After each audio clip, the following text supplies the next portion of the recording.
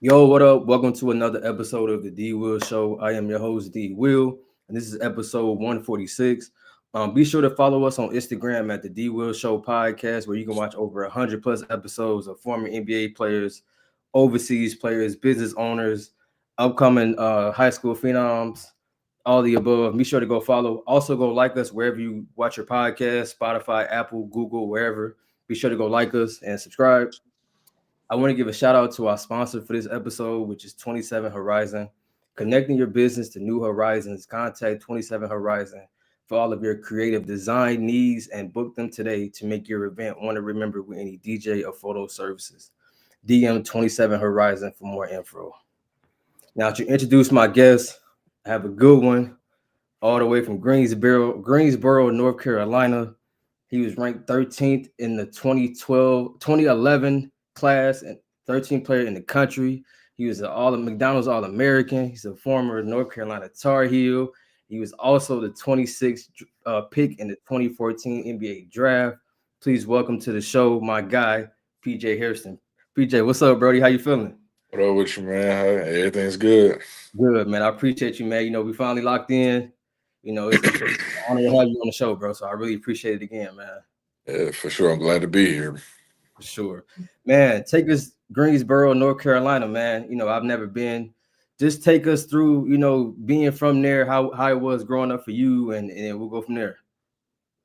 I mean, growing up in Greensboro, I mean, everybody knows everybody. It's smaller than what people make it out to be. Right. And, just growing up playing sports, I mean, we everybody played together. So like you didn't have always have that one person that was that much better than everybody. And, everybody was pretty much the same. And then, once we got older and people started like choosing their routes and stuff, like where they're gonna play football, basketball, that's when you could kind of weed out like who was gonna be what and who was gonna be where. And, I played football first and I was okay at football, but obviously when I started taking basketball more serious, that's when I really like fell in love with it. And, I really fell in love with it going into like middle school because I had started playing AAU at 9 and under. So I played that first year of AAU. I mean, it was all right, but then that next year was when I really started to like enjoy it and take it a little more serious because back then if you win states you go to Orlando, you get to play in the milk house at Disney World. So I I wanted to go to Disney World, so I used to always, you know what I'm saying. So I used to try to play as hard as I could just so we could make it to Disney World. For sure. Now, for you, what was the deciding factor on picking basketball? You know what I mean? Because as a kid, man, we played almost everything in the neighborhood. I know you said you played football. What was the deciding factor on? All right, I'm done with football. I'm gonna be a hooper. I mean, I took my fair share of hits because I played quarterback, and but it was it was really it was my mom too because she was kind of like, all right, you need to pick because you're not gonna play both, Right. and I thought about football, and it's crazy. I was gonna play football, and I just kind of said, "Nah, I'll choose basketball because, I thought it was the safer route. I thought, like, I wouldn't be as banged up every night, like, So that's ultimately why I chose basketball because I didn't want to have to deal with the nagging injuries and Right. just the stuff that comes with football. Right. Now, basketball, was it just something you fell in love with naturally? Did somebody kind of put the rock in your hand? Like, how did it really come to fruition for you? Well, my great grandpa, he built my first basketball goal in the country in Mebane, North Carolina. And basically, I used to shoot hoops out there on a dirt road, and I mean, I did that for 3 4 years straight, from the age of like 2 or 3 to about 5 or 6, and that's when I really started to like basketball. So I wanted to play more, and so once I ended up being in Greensboro permanently, that's when I kind of, focused on, playing at the Y. My mom, my dad would put me in like Y leagues and, all the stuff you do before you can get to AU. Right. What was that moment for you when you was like, all right, I'm nice with it. I'm nice with it. It was it was like my 10th grade year, going into my 10th grade year. Well, I'm gonna be honest. It was probably my ninth grade year too, because when I was in high school, at Dudley, we played against Brandon Jennings, and I dropped 30 on Oak Hill Mm. at the University of Arizona as a freshman. I mean, Brandon Jennings had like 48 through three quarters, but Yeah, like it was just the fact that I was a freshman out there holding my own, and it really like put me on the map as far as like getting out there, getting recruited, because that's when I got my first offer too from Arizona. right. That's tough. That's tough. Speaking of that, man, Dudley High School, you went there for 3 years. And I also read you dropped 53 points in one game. Take us through, your first 3 years of high school at Dudley. I mean, it was. I mean, it's a score. It was a scorer's dream, bro. Right, right, Like you. I mean, pretty much do whatever. I could do whatever I wanted to do, basically, and right, when you got the green light, it's okay to shoot bad shots, and it's okay to right, shoot some forced shots. But at the end of the day, if you averaging 25 to 30 a game, you can't really tell somebody not to shoot the ball. right. Now you the best player, man. I can't tell you how to control the game, play the game, Yeah. for sure. Take us through. I know you did 3 years at Dudley. Then you transferred to Hargrove Military Academy of Virginia. What kind of led into you transferring out of Dudley, where you was the man, and then now you transferring to a whole new school somewhere different. Um, it was. I mean, it was a lot of disciplinary issues in there too. Like, I needed to become a man. Like, I was still acting like a child, and I was about to be in college. So, I went there for my senior year of high school, and it kind of prepared us. Well, prepared, yeah, with the guys I was there with, it prepared us to kind of get ready for that college level, like the strength wise, like grown, like playing against grown men, basically. Right, Because I played on the prep team, and we played against like community colleges and like other prep teams, other military schools. So you get that opportunity to play against like other grown men, and right. to get that feel of like playing against an older presence. Did you feel like the military school that you went to, did it really shape you and put you back in that focus mode that you need to be at? I know you said you kind of had disciplinary issues. Was that Yeah. kind of what you needed at that moment? I mean, at that moment, Uh, I didn't yeah, really yeah, think. somewhat. I needed it on and off the court because, you know, around that time, that's when I started to gain a little weight, and so when I went there, I think I probably lost like 25 pounds in like the first week or two there, bro. Like it was crazy, like straight military workouts, straight running, no AC in the gym. So like, and Coach Keats that was at NC State this past year, he was my head coach then too. Okay, what type of workouts I was going through, man? I'm It military. was I it don't get was much. it was it was boot camp, bro. It was straight. It was boot camp, man. It was boot camp for sure. Say no more. I already know. For you, you know what I mean. Do you have what has been some of like your favorite moments and like some of your lowest moments that you had, through your high school career? You know what I mean? We all got highs, like pros and cons, learning curves that we kind of had to adapt that we really didn't understand then that you kind of was like, okay, I understand now. I It's gonna sound crazy, and I don't mean to sound like arrogant about it, but I never really had any low moments in high school. Okay. Like my lowest scoring game in high school was like 19 points. That was my worst game in high school. So like so like Yeah. when but one thing I wish I was better at then in high school was handling the ball. Like I wish I could dribble just as good as I shot the ball. Right. So But you always was a scoring guard. You didn't really have to yeah, do too much. because I had a point guard that was a point guard. Like Right. he getting 10, 11 assists a game just because he passing me the ball. Hey, 53, he probably had about 25 assists that game. Man. For you, I know you spoke on Arizona, being your first offer. How was your whole recruiting process? Was it can be stressful, you know what I mean? Because it's definitely, your career that you got to make this decision based on. How was the whole recruiting process for you and stuff like that? I mean, it wasn't that bad because I wasn't really a top ranked player until after I committed. Like I was still one of the top 100 players in the country, but after I committed, that's when I really like blew up on the AAU circuit, and my ranking had went all the way up to what 12, 13 Right, after that summer because that I had probably my best summer that summer going into my senior year. right, right. Who did you run with for AAU? What's the AAU? My last couple years, I played with CP3. Okay. Oh, that's tough. Yeah. Who was on that squad? I know y'all had some hitters over there, man. Well, my last year it was me, Des Wells, who else? Bishop Daniels, um, Chris Wilson, guy from Fayetteville. I'm trying to think.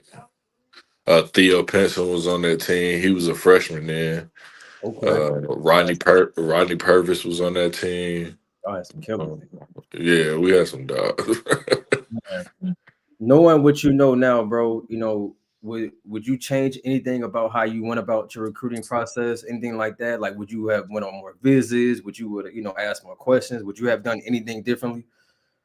um, I mean, yeah, I wish I would have waited a little longer and just to see how many more other schools would have wanted me to come there or offer me a scholarship. But I knew where I wanted to be, Yeah, and Carolina was just the perfect fit for me. for sure, for sure. What were some other schools that were kind of looking at you, or maybe you had interest in and stuff like that? Well, it's crazy. I said it on Theo's pod. I was actually going to Florida. Mm. Yeah, I was going to Florida, and and then Shaka Smart took that head coaching job at VCU. So when he did that, I kind of just excluded Florida out of it, and that's when they went and got Brad Bill. That would have been nasty. That Yeah. would have been nasty.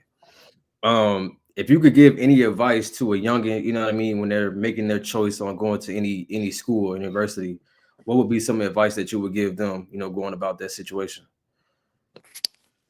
Uh, it's okay to make mistakes. It's okay to be yeah. It's okay to be young. It's okay to explore life because at the end of the day, young people are going to do young things whether you get caught doing it or not. Right, And I mean, in my situation, I just got caught doing some young shit, so it was just like I had to figure it out. right, But a lot of young guys don't go through the adversity that a lot of other young guys go through. You know what I'm saying? So with me, it was like I was fighting adversity basically the moment I stepped on campus at Carolina. right, So and I stated before, like it's not always easy being a superstar. It's not always easy having that target on your back because if you can't handle the pressure, then it's gonna be a hard time for you, you're not gonna adjust. So right, my right, whole thing is just be yourself. Don't let anyone change you, and just be a good person. for sure, for sure. Let me ask you this, Brody. When you had to take that next step into going to North Carolina, did you have to adapt? Was it tough to adapt to like just the different college atmosphere? The style of play is different. You know what I mean? You got you less time on your hands because you got to work out more. You got class. You know what I mean? Like everything is different. A step up from high school. Did you have to adjust to anything, or did you kind of fit right in? I mean, the only adjustment that was real hard was just realizing like you're not the man right now. Mm. Like I went in my freshman year and I'm playing behind Harrison Barnes, who was the number one player in his class his freshman year coming in, and he's a lottery pick in the mock draft. Like I know for a fact when I come in, that's who I'm going to be playing behind. Right, You get what I'm saying? So it was just realizing like you're not the man this year. Like it's not your time. And just kind of do the little things that people don't see, like take charges, get rebounds, hit a shot here and there. My reputation was a shooter, but I didn't shoot the ball well my freshman year because when you play behind somebody that's so good, you never know when you're gonna play. Right, So it's just like I will get minutes, and sometimes I play good, sometimes I wouldn't. right. You in and out the lineup. It ain't always okay. PJ, you go from beginning to end. Right, Did you? exactly. When was that moment when you really had to kind of take it in and be like, okay, this is my situation. This is what I'm going into. Because I know that's tough for some people. You know what I mean? Not everybody is open to that situation. They might be like, oh no, I'm better than him. When did you really had to digest that and understand, like, okay, it's all a part of the journey. My time will come.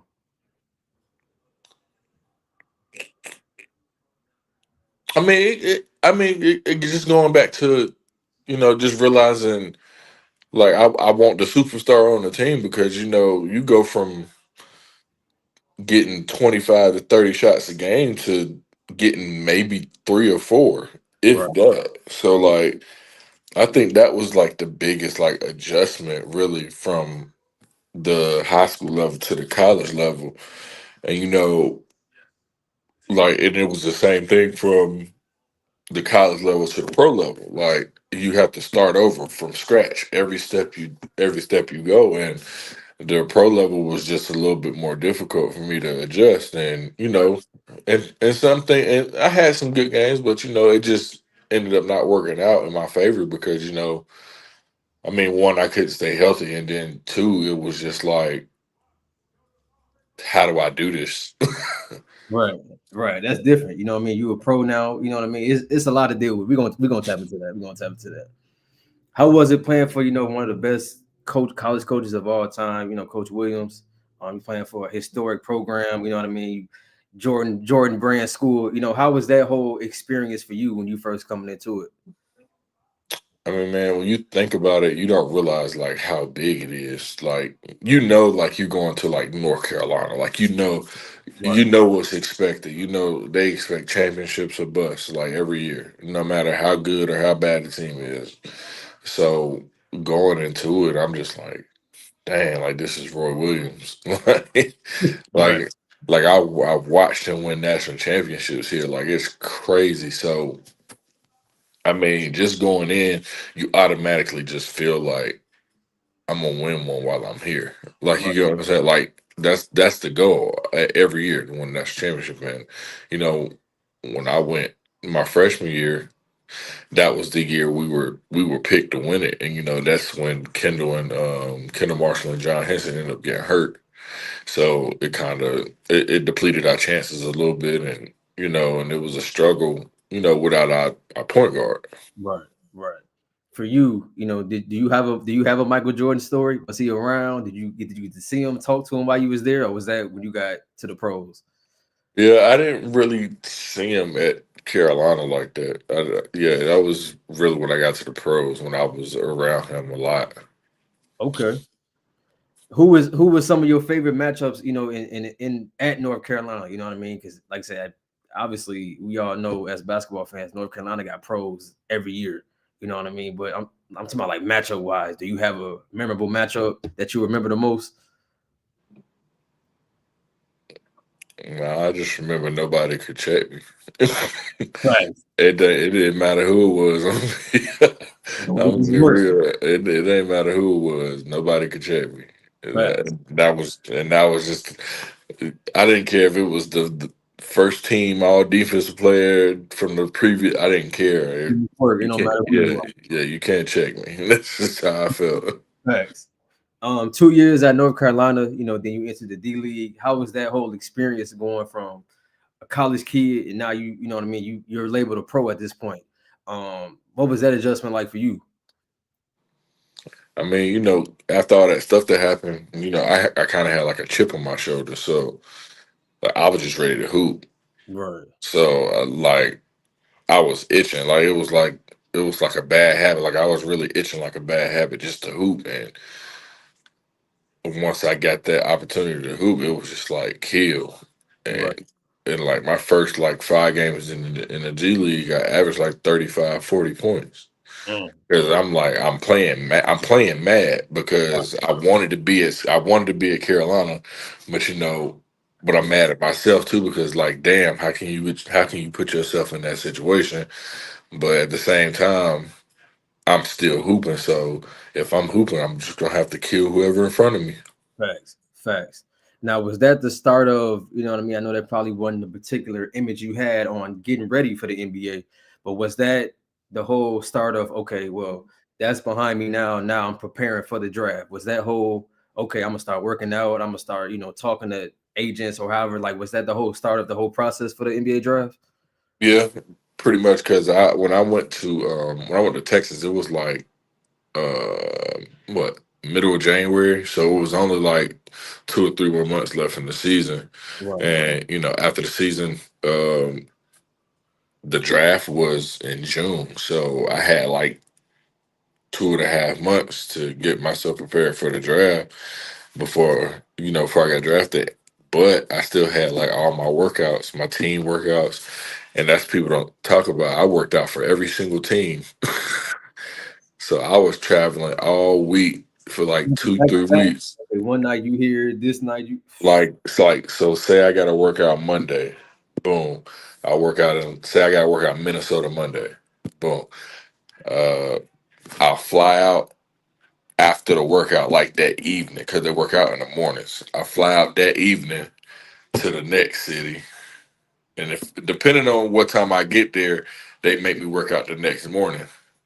But if not, I'll probably chill that day, and the next chill that night, the next day, and then work out that next morning. So yeah, That's wild. I hope it was like the NBA road trip where they are somewhat close together. Like you go from Chicago, Milwaukee, Indiana. and I went from LA to Boston, from Boston to Houston. Nah.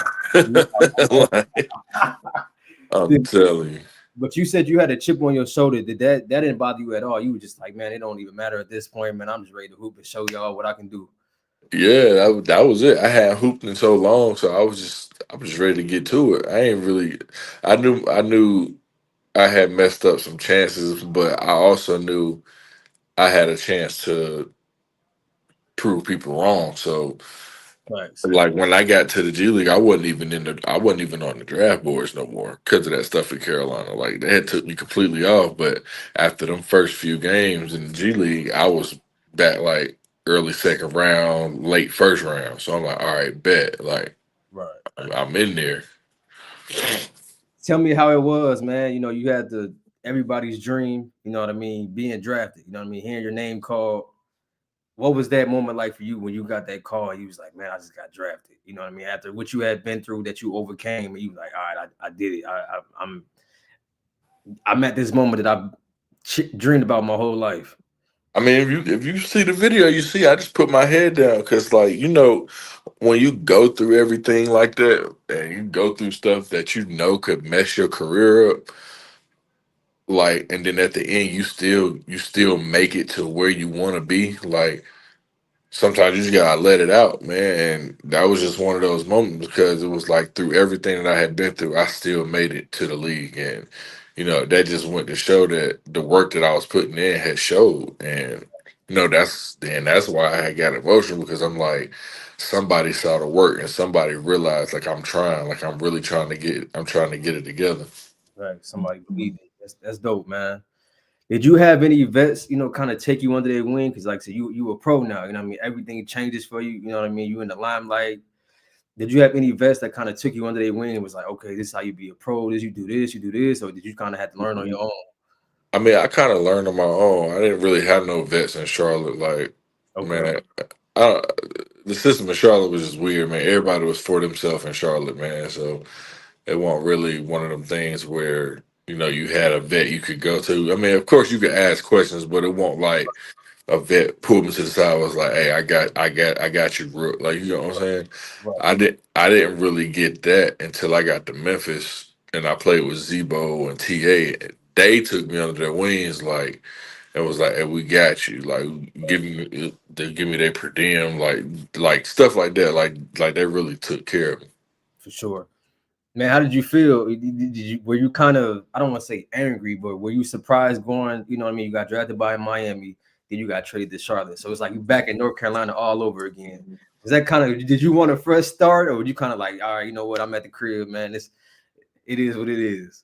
I mean, yeah, I did work for a start, but at the same time, like you said, like I'm at the crib, so it can't be too bad. But at the Right, same time, it's like I'm too close to home. right. Like, like Charlotte's literally an hour from Greensboro, so like it Yeah. wasn't really much I could do. And and going to Chapel Hill was like 40 minutes from Greensboro. So Oh, so you got the crib for real, for real. exactly, Man, I know that phone was ringing off the hook, huh? You got a lot of new unknown numbers calling that phone now, huh, bro? a lot of new cousins, everything. I'm like. How did you deal with that? Was that a frustrating part for you, or you kind of was like, man, you ain't been here this long, man. Don't even call me now. It is what it is. Yeah, nah, and I swear, people to this day, I mean, they call me an asshole because I I just said no. Like, I want one of them people. Like, if I didn't know you, I wasn't helping you. Like, Right, if I didn't know you, I wasn't. You know what I'm saying? Like, so it was just it made it simple for me because I mean, I didn't care what people felt about me. I was just being myself and facts, protecting me. facts. For you, I know you said you didn't really have any vets in Charlotte, but did you have any crazy rookie duties? You know what I mean? You see now where NBA players dumping popcorn in cars now, or not, you ain't had to do none of that, nothing crazy. I don't play like that. Don't touch my car. Like that. Yeah, I don't play like that because Right, if like you do something like that to my car when I'm not around, I'm gonna make sure it's like why you looking at me. right, So right. like I like don't like I don't play like Right, that. right. Okay, okay. For you, man, being in the league, it's a blessing. You got to go up against some of the greats, man. I know you. I see on your Instagram, you got pictures with going against LeBron and Kobe. Man, what was that like, man? You know what I mean? Just playing against people that you've seen growing up, and you like, now I'm on the court with them. I'm going at them. You know what I mean? I mean,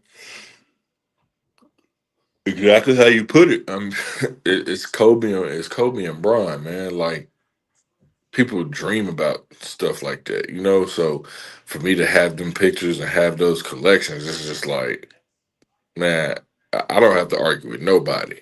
Right, Because if you start arguing with me about basketball, I'm just gonna show you them pictures and I'm gonna walk off. right. Because you can't say nothing to me. I guarded two of your favorite players. Facts. End the discussion right there. It's over with. Um, Being in Charlotte, then you go over to Memphis. Like I said, you had vets like a TA, Zebo. How was playing for a franchise like Memphis? You know what I mean? Where it's like one of the toughest. Everybody knows that's one of the toughest teams. You know what I mean? Kobe said TA was one of the toughest defenders he had to go against. Man, how was your time in Memphis? Man, I love Memphis. I wanted to stay in Memphis. But unfortunately, everybody got let go. So and I was one of them people. Yeah, And but I love Memphis. They brought the toughness out of me. Uh Playing, you gotta think, playing with Mario Chalmers, Matt Barnes, Tony Allen, Zach Randolph, Mike Conley, like guys like that, and Marcus Gasol, like you playing with, that's their original grit grind team. So facts, like facts, you got to add to it, and you got to have, if you ain't gonna grind, you got to have some grit. man. So it This is was just got drafted there, man. It'd have been.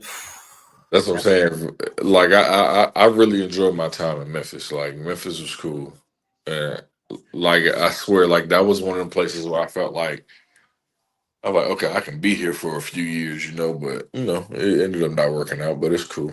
Facts.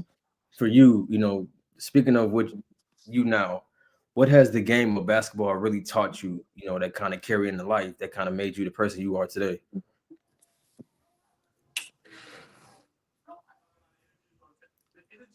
I want to say it's probably the fight through adversity, like just my ability to just be able to, like I made some mistakes. Like I mean, there's no secret. Like I made some real bad mistakes, and at the same time, I can't let those mistakes define who I am because people don't really talk about like the mental health aspect of being a professional athlete, and you know everybody's mental is not healthy, and a lot of people don't take that into account when they say things, when they post things. Like the whole Kyron Lacey thing is sad because this that was a gifted dude. I'm not a college football fan, but when you heard LSU name, you heard the quarterback and you heard Kyron Lacey. So like in his situation, it's like you the superstar, you make one mistake, now everybody turning on you, they calling you names, they're doing this, and like I say, everybody don't got that tough skin to hear them words about themselves and not react. Right. And unfortunately, in his case, I mean, he committed suicide, and it's just like off of one mistake that wasn't even his fault. Right. Everybody blamed him for it, and now his family got to suffer because they didn't know what he was going through. But I know what he was going through. I've been through it. Like I've had suicidal thoughts because of my mental health and because I thought I didn't have a purpose. And that's what's sad. He felt like he didn't have a purpose no more. He felt like he had messed up all his chances of something, I guess. And like I've been down that road. So I know what it's like to have a fan base turn against you. And but I'm also now on the other side where you know, I'm still righting my wrongs and I'm still trying to win my fan base back. So it's just like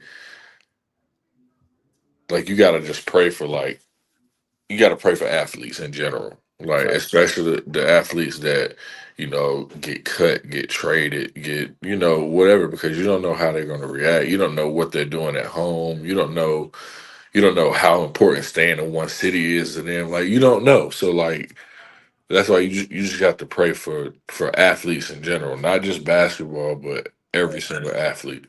Right. And I think it's crazy because when it people put you guys on a different pedestal, what I mean, they feel like, oh, you at the top of the top, that y'all not human anymore. You know what I'm saying? And It's just we put our shoes on just like everybody else. We take showers just like everybody else. We put our clothes on just like we eat dinner, we eat breakfast, lunch, and dinner just like everybody else. The right. only thing that a professional athlete does is be good at their profession.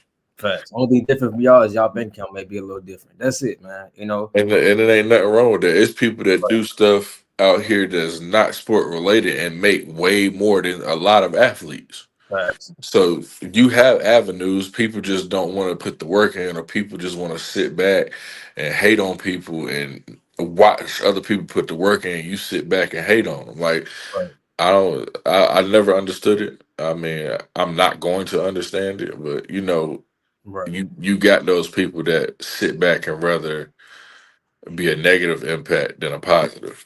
Facts. I mean, and like I said, it's crazy, man. Like I said, we all make mistakes, man.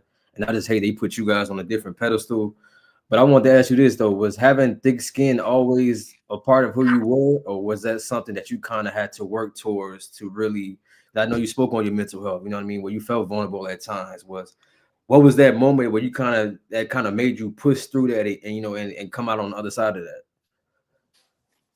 that? Man, like last year, like 23, like end of 23, like I don't know what happened. I don't know what it was, but I kind of just told myself like you need to get this off you, like because I'm walking around with a guilty conscience, like everything, like nothing feels safe. Like it's not right when you walking around looking over your shoulder. You don't have to. Right. Like I'm walking around looking over my shoulder, like I don't know, like I don't know what people think about me now because after everything. So like it was really then where I was like, I just need to get it off my chest. I just need to really just let people know like what's really been going on in my life because people really don't know. People just see the negative side. They don't see the stuff I've been put through outside of the stuff I put people through. Right. Right. And did you feel like when you finally got to a voice and tell your story, did it help you? You know what I mean? Did it still take time after? Like what was the deadline? I know you got, kids and stuff like that. That can also be a helping factor, but was that what you needed for you to be right mentally after that? I mean, I felt way better after it. Like I felt like it was a lot of weight off my shoulders, and you know, like I've said before, when you go through stuff like that, you don't know how people are gonna react when you try to fix it, you know. So like I was saying in the pod, like there's gonna be some people that, accept my apology and, you know, are willing to work with me and, when I give back for all of this stuff and but there's also that other half that's like, nah, I don't believe him. I'm Right. not rocking with him. But, you know, my job isn't to satisfy you. My job is to do what I said I was going to do. Facts. It Facts. doesn't matter when I do it, but when I do it, that's your opportunity. So it's just like, and like I posted the other day, don't like, don't get in my messages like bashing me and, disrespecting me and then demanding money back. Like, that's not going to get you anything. Right. Like, Right. after I've already said I'm going to do something, don't rush me. Don't disrespect me because now you won't get a dime. Right. Right. You owned up to it. You know what I mean? You dealt with it. You know what I mean? And now it's time for them. And I just hate when people feel like they got to belittle people, like they've never made a mistake before. You know what I mean? That's hypocrite stuff to me. You know what I'm And saying? it's really the ones that's like the tough guys that sit at their laptop and type all these words that they wouldn't say to your face. And that's just really the thing with me. Like I grew up fighting. Like I grew up fighting. So like I don't take disrespect too well. So when it gets to like a disrespect, like a disrespectful level, I just remove myself because I don't even have time for it. Like I just block you, get rid of you, whatever. Like Right. because Boom. once it get to that level, like I got to go because now I'm gonna probably say something that I'm gonna regret, Right. and it just need to end right then. Right. Right. Speaking of that, now I'm glad you brought that up, Brody. How is your mental now? You know what I mean? I feel like as men, we don't really check in and talk like we supposed to. You know what I'm saying? Like checking in. How are you? How is your headspace right now, Brody? You know what I mean? Despite, we all make mistakes, man. But how you feeling now? I mean, everything is cool now. I mean, obviously, I mean, life is life, so you gonna have some stuff going on. So, Right. I Right. mean, and that's just life. But I mean, I feel better now. Like you know, and I got diagnosed with atrial flutter in my heart too, and all of that happened within the last month. And it was tough at first, but I was talking to my mom, and it's one of the things where God is like really he's putting a soldier to battle right now, and you know he picked the right one because I'm gonna fight through it like I always do anything else. You know, like the adversity that I go through is what makes me who I am. Right. Because like whether I make a mistake, whether I don't, any type of adversity I always get through, I always fight through, and I always bounce back even better. Right. Right. Man. Respect to you, Brody, man. Like I said, that's dope to hear, man. Like I said, I'm glad you feeling, in a better headspace, man. It's crazy, man. It's crazy. For you, if you could have had any matchup in the NBA that you didn't get a chance to get, who would that matchup be that you would want and why?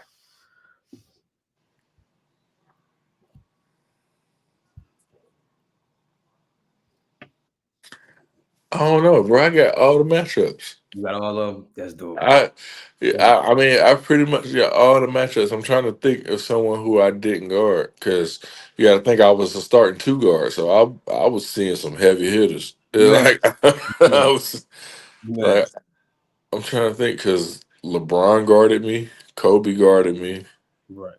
James Harden guarded me. You saw D Wade. I guarded D Wade. KD guarded me. Right. Melo guarded me. Like My favorite player. So that's dope to hear that. yeah, like I got a list of people. Like I can't really. All right. What about somebody that maybe wasn't in the league at that time? You know what I mean? That you would like to match up with. I like that one. Um,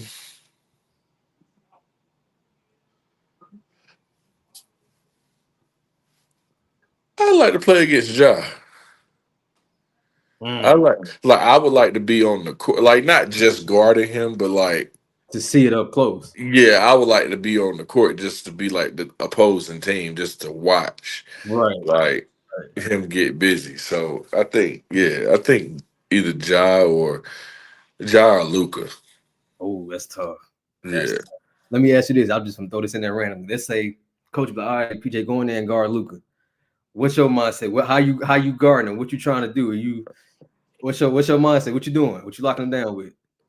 Shit, he gonna have to shoot that three ball. He gonna have to shoot that step back. You know, every time. Because if he keep getting in the paint, he gonna get hot. Facts. All And right, if he get and he the same way with like just like Joker. If he get in the paint, everybody looking at him. Now he dishing to everybody. That's when he get his triple doubles and shit. So facts. Facts. All right, how you guarding Ja?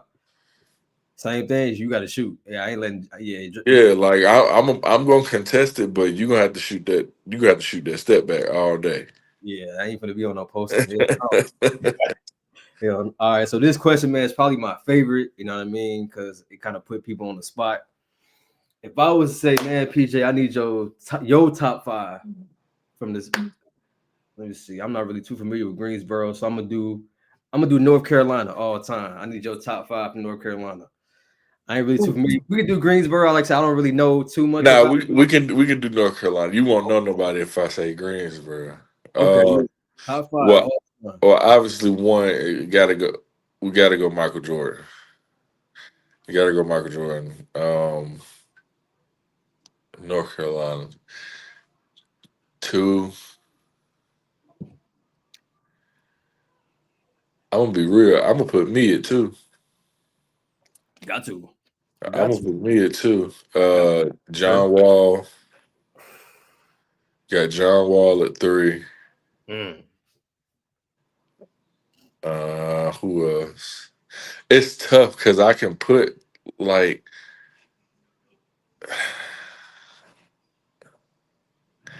who else is in there? You got seven. James on Curry. James on Curry. Uh, and that he could be. And these aren't in order. I'm just. Right. This is just five. Like this is just five. Right. James on Curry, and I mean, men and women a lot of numbers don't. You got to put Kobe White in there too. Oh, killer. You know, he playing for the Bulls out here for us, man. He been killing. Yeah, Kobe White. Kobe White. He actually got the scoring record, the all time scoring record in North Carolina high school.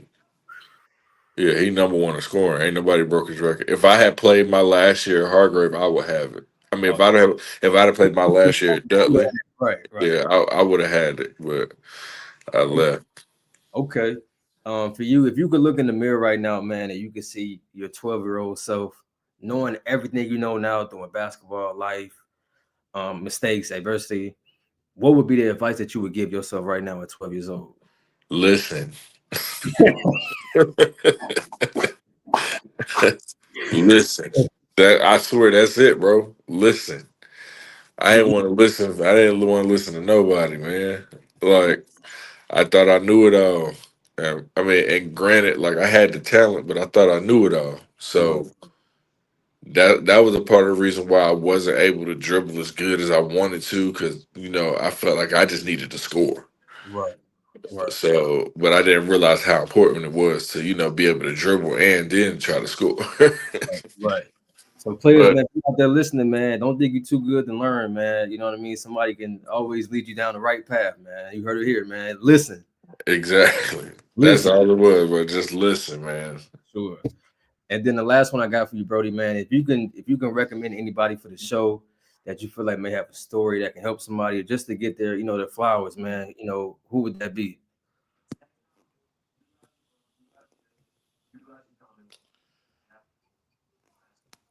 I think you got to get Theo on here, man. Theo would be tough, man. I just seen a video of him the other day, man, on YouTube. It was like an old Yeah. it was an NBPA camp or something like that, man. It was, yeah, Theo. Mhm. That'll be dope. That'll be Yeah, dope. you got to get Theo on here. Yeah, that'll be tough. Theo, man, I'm gonna reach out, man. We gotta lock that in for sure. For sure. Man, PJ, bro, I just want to say, man, I appreciate you, Brody. You know what I mean? It's an honor for sure. You know what I mean? Glad to see you back. better spirits, man. You know, keep your head So, up. It's all love from me to you, Brody, man. I appreciate it for sure. thank you. Appreciate you having me, man.